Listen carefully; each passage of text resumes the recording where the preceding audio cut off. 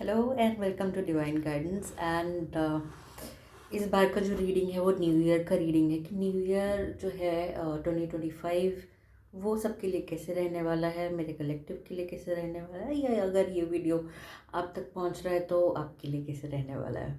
और it's so first of all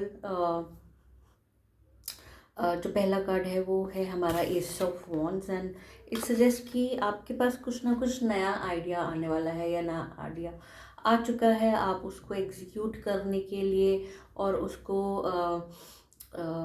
कुछ mind में है जो हो रहा है, आपकी कुछ है जो यू नो चल रहा है आपके माइंड में कि ये काश अगर ऐसा हो जाए, है ना। एक आइडिया आया है और उसको फुलफिलमेंट के लिए आप डिज़ायर है आपके माइंड में कि काश ये ऐसे से फुलफिल हो जाए। और आपको डिवाइन गो अहेड भी दे रहा है कि यस आप जा सकते हैं, आप आगे बढ़ सकते हैं और उस प्लान को एग्जीक्यूट कर सकते हैं उसका प्रॉपर, मगर रोड मैप के साथ लाइक प्रोज एंड कॉन्स उसके देखिए, सब कुछ देखिए, एक प्रॉपर प्लान बनाइए।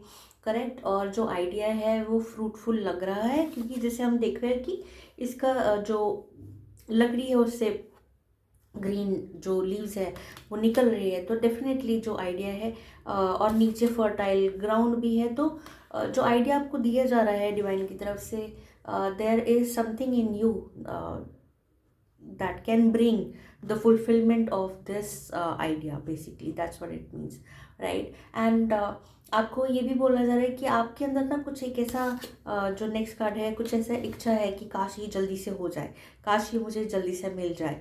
आप बहुत ज़्यादा मतलब उत्सुक है, बहुत ज़्यादा एक्साइटेड है और उस एक्साइटमेंट के उसके अंदर आपका रहेगा कि ना बस मुझे ये सब कुछ जल्दी जल्दी से मिल जाए।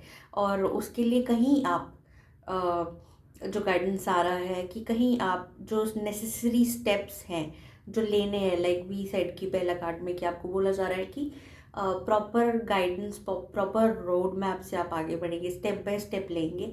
तो इस जल्दबाजी में कहीं आप वो स्टेप्स लेना ना भूल जाएं, वो आपको बताया जा रहा है। डेफिनेटली बहुत पैशनेट होंगे इस प्रोजेक्ट के लिए आप अपना न्यू ईयर में, और चाहेंगे कि आपको जल्दी से मिल जाए। बट ध्यान रखिए कि हेस्ट मेक वेस्ट, ठीक है। तो जल्दबाजी मत कीजिए, डेफिनेटली आपको उसका रिजल्ट मिलेगा। और अगर क्योंकि जो नेक्स्ट कार्ड है, रिज़ल्ट आपको मिल सकता है, अच्छा रिज़ल्ट मिलता है अगर आप जल्दबाजी ना करें, क्योंकि अगर आपने जल्दबाजी करी तो हो सकता है कि आपको कुछ डिसअपॉइंटमेंट मिल सकते हैं। हो सकता है कि आपका जो ये प्रोजेक्ट है, हो सकता है कि इसके अंदर क्या हो सकता है, कुछ ऐसा लाइफ सिचुएशन भी हो सकता है इसमें, आपको कुछ ना कुछ डिसअपॉइंटिंग हो, इवन दो आपने कुछ ना कुछ तो अचीव कर लिया हो उसके अंदर या कर लेंगे, बट फिर भी वो अंदर से ना अचीवमेंट वाला फीलिंग नहीं आएगा आपको। अंदर से आपको हो सकता है कि वो मिल जाए जो आप चाहते हैं, बट वो खुशी नहीं महसूस कर पाएंगे, क्योंकि हो सकता है कि कुछ बहुत जल्दी मिल गया, बिना मेहनत किए मिल गया बाई चांस, है ना। और लगे कि नहीं यार मज़ा नहीं आया, कुछ और होना चाहिए, उस तरीके का एनर्जी आ रहा है। क्योंकि देखिए इसके अंदर दिखाया तो जा रहा है कि इनके पास ये है ऑलरेडी, बट आगे के जो गिरे हुए हैं ना इस कप्स जो है, इमोशंस, फीलिंग्स, अचीवमेंट्स, फुलफिलमेंट्स, तो कहीं ना कहीं वो this person is not that happy even after achieving what he has achieved in his life, and he is looking for more, he is looking for more stability, ठीक है। तो और stable होने का ज़रूरत है, इसीलिए पहले ही बताया जा रहा है कि जी आप संभल के अपना नेक्स्ट स्टेप्स लीजिए, ठीक है। Bottom of the deck energy जो है ना वो आयरोफेंट का कार्ड है, which is a major arcana card, major learning है यहाँ पर आपके लिए। तो ये बोला जा रहा है कि जितना पेशेंटली, जितना ज़्यादा उसकी टू द टी आप इसके ऊपर काम करोगे ना इस प्रोजेक्ट में, उतना अच्छा रिजल्ट आपको देके जाएगा। कुछ अच्छा नया आपके लिए मिल सकता है और आगे बढ़ने के चांसेस मिल सकते हैं। और देखते हैं कि और क्या मैसेज आ रहा है हमारा डिवाइन की तरफ से।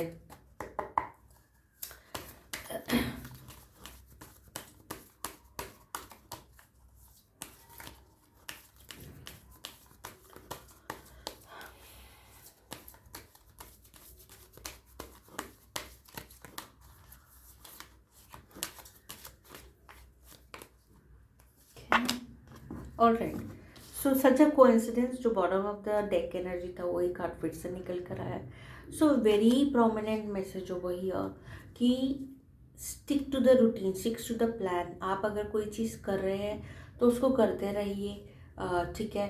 कुछ ओल्ड वेज को अपनाइए। जैसे आप कभी हो सकता है कि आपके पेरेंट्स, ग्रैंड पेरेंट्स जो है वो कोई एक रिचुअल फॉलो करते थे, आपको बोला जा रहा है कनेक्ट कीजिए उस रिचुअल्स के साथ, कनेक्ट कीजिए अपने ओल्ड वेज ऑफ कल्चरल जो भी आपका करते थे उसके साथ कनेक्ट कीजिए, पुरानी चीज़ों के साथ, अपने एंसेस्टर्स के साथ प्रॉब्ली कनेक्ट करने की कोशिश कीजिए।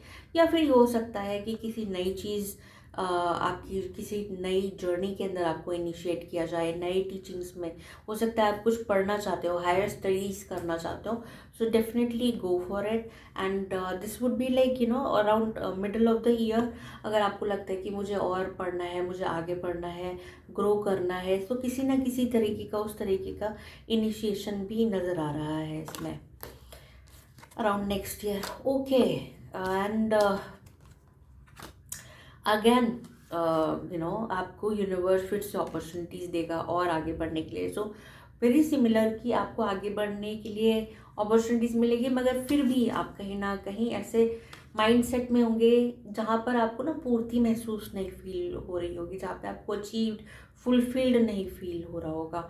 आपको लग रहा होगा कि so this is more like emotional fulfilment, जहाँ पर आप दिल से, अंदर से फुलफिल है। तो उसके लिए आपको क्या करना है, ठीक है, उसके लिए आपको अपने इनर सेल्फ के साथ कनेक्ट होना है। आपको रिफ्लेक्शन मोड में जाना है। आपको कहीं ना कहीं अंदर से, अपने अंदर आत्मा से ये सारे सवाल करने हैं कि मैं खुश क्यों नहीं हूँ, मैं इतना सब कुछ अगर अचीव कर पा रहा हूँ या करूँगा तो भी मुझे पूर्ति क्यों नहीं मिल रही है, क्योंकि बहुत सारी चीज़ें जो है वो हमारे अंदर की रिफ्लेक्शन होती हैं, right. And it needs to come to the surface. कुछ चीज़ अगर अंदर है तो उसको ना सरफेस पे लेकर आना बहुत ज़रूरी है। And one last card for the year 2025, और हीलिंग्स का बहुत ज़रूरत है, अंदर अवेयरनेस होना बहुत ज़रूरत है, अपने आप को अंदर आत्मा में झांकना बहुत ज़रूरत है ना। It's very very important to work on your inner self, your inner power, right? One last card for the year 2025. Guides, what do we have for my collective? What do we need to know? One last card for the collective. Alright. Oh, another major arcana card, and it's the judgment card. So that is like, you've been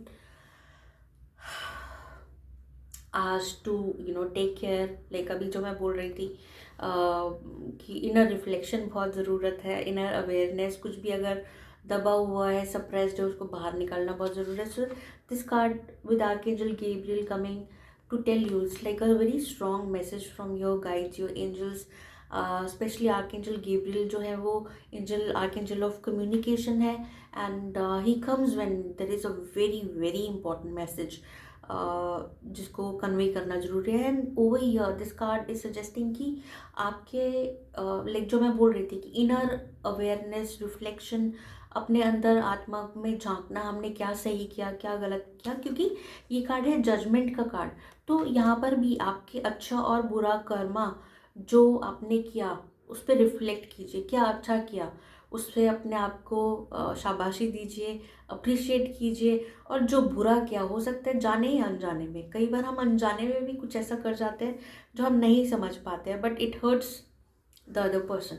तो वो बहुत ज़रूरी है, inner reflection ज़रूरी है, और वो तभी आता है, मुझे ऐसा लगता है। And this I have been telling in to one of my students जब मैं टैरो कार्ड पढ़ा रही थी कि इनर अवेयरनेस और रिफ्लेक्शन सिर्फ उन्हीं को आता है जो लोग ब्लेस्ड होते हैं। एंड माइंड यू कि जो अवेयरनेस होता है ना कि हमने किसी के साथ गलत किया है, it will not come to everybody, it will not come to person.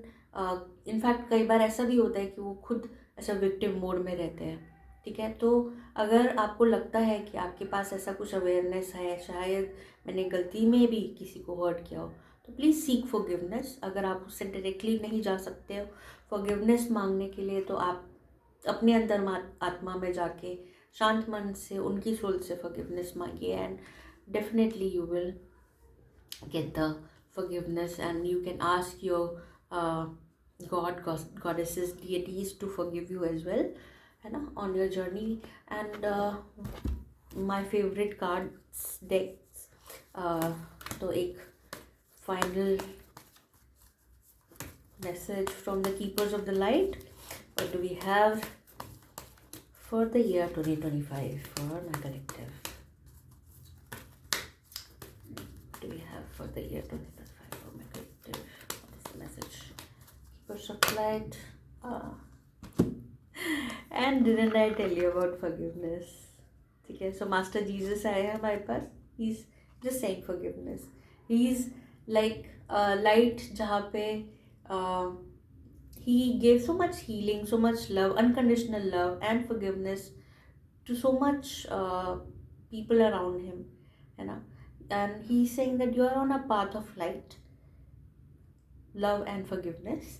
Father healing is possible at this time. So whatever this card came about, like connecting with your ancestors and your old ways, your this thing, ancestral rituals and everything. And it is also possible कि आपके lineage के अंदर, because master Jesus अगर कुछ message दे रहे हैं कि father healing is possible, तो कुछ एक फादर वूंड है आपके लाइफ में, ठीक है, जिसको हील करना इम्पॉर्टेंट है. एंड उसको जब आप हील कर लेंगे तो आपकी लाइफ के जो काफ़ी पैटर्न्स हैं, कुछ प्रॉब्लम्स हैं और इश्यूज़ हैं जो रेकरिंग हो रहे होंगे आपके लाइफ में, कुछ ना कुछ ऐसा होगा आपके लाइफ में इम्बैलेंस जो बार बार अकर होता होगा, तो उस पर रिफ्लेक्ट कीजिए, फाइंड आउट कीजिए कि मेरे लाइफ में ऐसा क्या पैटर्न है जो बार बार रिकर हो रहा है, ठीक है, और उसको हील करने की कोशिश करिए. अगर आपको इसमें हेल्प चाहिए कि कैसे इस फादर वुंड को मैं हील कर सकती हूँ या कर सकता हूँ, please connect with me, because I am now working with all these types of traumas and healings and inner shadow work and inner child healing. So I am aware, I have tools of how to heal these things. If you feel like, and if this resonates with you, please connect with me and I'll be able to help you, right? And it's not a coincidence कि ऐसे cards आए हैं जहाँ पर इस चीज़ का healing का requirement है. And please connect with me, and the links to connect with me would be in description and in my bio. And all the very best for the new year, all the very best. And ऐसा नहीं है कि new year का खाली एक यही reading रहेगा. I'll be bringing out more readings for the new year की कैसे जाने वाला है इन डिफरेंट पैटर्न्स. तो सब्सक्राइब कर लीजिए इस चैनल को, एंड कमेंट में ज़रूर बताइए कि कैसा लगा और आप क्या देखना चाहते हैं मेरे थ्रू मेरे वीडियोस में. And I will definitely try and bring my wisdom, my knowledge to you guys. So happy new year once again, and do take care of yourself. Cheers, bye.